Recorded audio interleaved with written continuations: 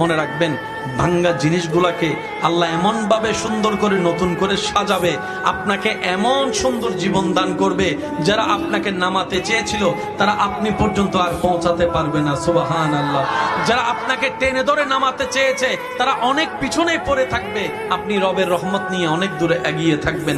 মনে রাখবেন, শুধু একটু সয়ে যাবেন, একটু ধৈর্য ধরে থাকবেন, একটু সহ্য করে চুপ করে থাকবেন।